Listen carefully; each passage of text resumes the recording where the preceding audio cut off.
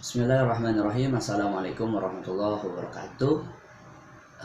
Buat teman-teman dimanapun berada ya, di akhir-akhir ini kita diramaikan dengan berita tentang RUU KUHP ya, atau rancangan undang-undang kitab hukum pidana, yang memang hal tersebut sedang terjadi pro dan kontra antara perumus RUU KUHP dan para aktivis atau intelektual di dalam beberapa pasal yang memang menjadi pro kontra atau adanya perbedaan antara satu kelompok dengan kelompok yang lain. Saya sudah sedikit berdiskusi ya dengan teman-teman di Fakultas Hukum bahwa di dalam RUU KUHP ini memang terdapat pasal yang sedang diperbincangkan atau yang sedang didiskusikan. Di antaranya adalah pasal 240 atau 240 perihal tentang masalah penghinaan presiden ya. Nah, 240, 241 kalau tidak salah di dalam RUU KUHP ini, atau di dalam Ius Constituendum ya, peraturan yang sedang direncanakan akan dilaksanakan. Perspektif saya, kita nggak usah jauh-jauh atau nggak usah terlalu melebar di dalam mendiskusikan pasal tersebut ya. Kenapa?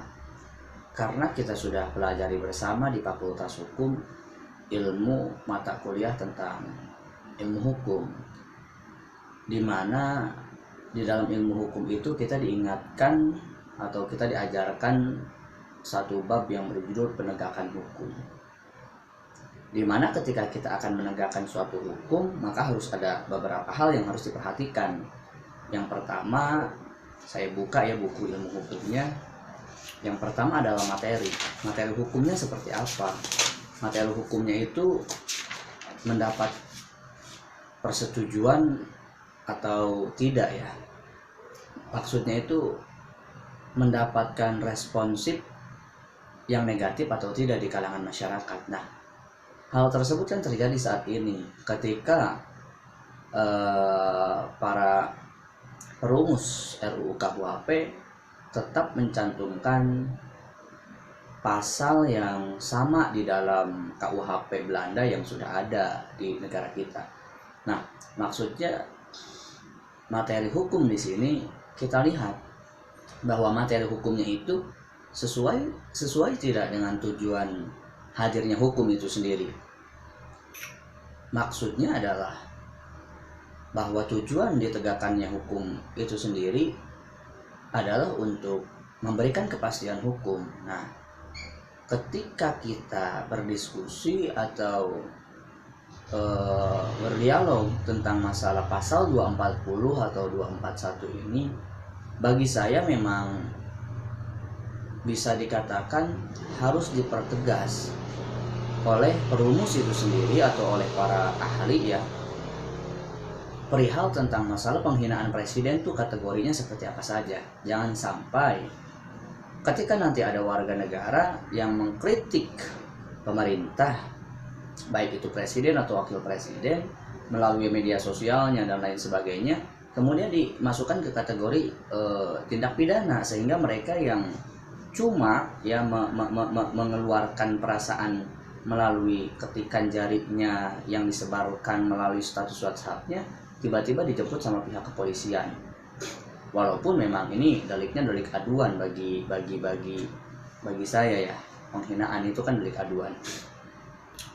Nah, itu yang pertama, artinya harus dijelaskan tafsir penghinaan dalam pasal 240 ini seperti apa, pasal 241 itu seperti apa. Jangan sampai ada multi tafsir yang itu tidak dipahami oleh warga negara itu sendiri.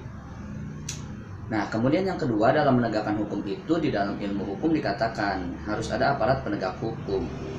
Nah, maksud saya bahwa saya itu jangan sampai ketika nanti sudah diketok 240 ini masih dipertahankan, 241 ini masih dipertahankan, kemudian penegak hukum itu belum memahami apa yang dimaksud dengan penghinaan presiden.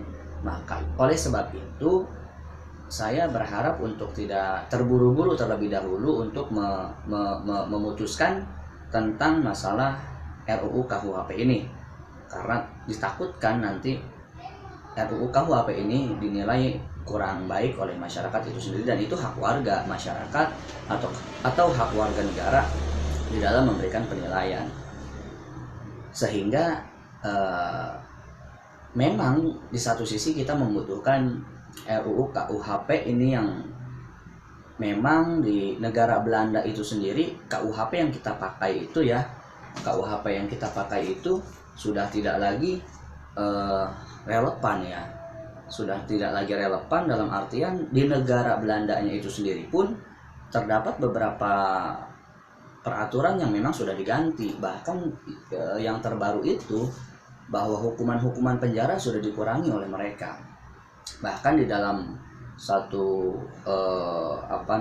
informasi hukum yang saya terima, bahwa penjara-penjara di Belanda sekarang ini sudah menjadi tempat-tempat rekreasi dan lain sebagainya. Artinya memang harus sudah ada pembaharuan hukum sesuai dengan konteks hukum, konteks yang terjadi itu. Artinya hukum itu tidak bersifat berhenti, dalam artian ya harus diperbaharui secara terus-menerus sesuai dengan zaman yang terus berkembang.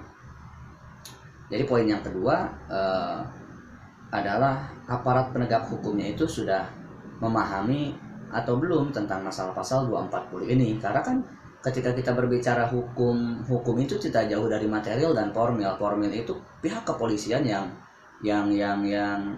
melakukan, mulai daripada penyelidikan untuk melihat ada tidaknya peristiwa hukum, penyidikan untuk mencari daripada alat bukti untuk dinaikkan status daripada tersangkanya tersebut. Nah, jangan sampai ketika nanti ini tetap dipertahankan 240 241 ya, timbul perbedaan pendapat di kalangan penegak hukum. Oh, ini bukan penghinaan, ini kritik. Tapi bisa jadi terjadi menurut sebagian lagi, oh ini penghinaan, itu bukan kritik. Sebagai contoh misalkan saya ilustrasikan ketika kelangkaan minyak goreng kemarin, ada kawan yang menulis status langkanya minyak goreng, kebun sawit di kita banyak, di mana peran presiden dan wakil presiden? Seperti patung saja mereka. Nah, di sini artinya pasti akan timbul multi tafsir. Apakah ini penghinaan atau kritik? Bagi saya itu kritik, walaupun memang ada penyamaan dirinya dengan patung, tapi kan itu hanya sekedar majas yang mana patung itu berdiam diri. Maksudnya masyarakat menginginkan ya jangan berdiam diri dong. Sesuai dengan ketentuan undang-undang yang berlaku bahwa presiden dan wakil presiden itu adalah penanggung jawab negara di dalam mensejahterakan masyarakatnya atau dalam mensejahterakan warga masyarakatnya. Nah, jadi yang paling fokus bagi saya di dalam perbedaan masalah RUU KUHP di dalam pasal 240 241 itu cukup sepakati saja apa makna penghinaan itu dan contohkan, ya kan, karena masyarakat ini perlu contoh, ya. Kemudian yang ketiganya, yang terakhir adalah kesadaran hukum masyarakat. Nah, dijelaskan di dalam ini buku menurut Sujono bahwa berbicara tentang kesadaran hukum terdapat 4 indikator. Yang pertama, pengetahuan hukum. Masyarakatnya tahu enggak? Ya. Jangan sampai masyarakat yang baru memegang handphone, ya kan, kemudian dia mengkritik dengan bahasa yang memang di pandangan dia kritik, tapi di pandangan hukum itu bukan kritik tapi penghinaan. Itu kan harus dikaji juga. Kemudian ada pemahaman hukum, paham nggak nih masyarakat tentang masalah pasal penghinaan itu. Kemudian yang selanjutnya penilaian dan sikap terhadap hukum, ya kan, sehingga masyarakat ketika sudah poin A, B, C, maka dia akan terjadi ketaatan hukum.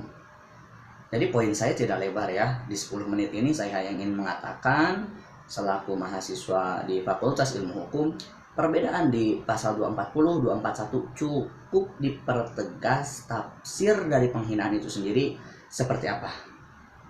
Salam humanis, sekian terima kasih. Wassalamualaikum warahmatullahi wabarakatuh.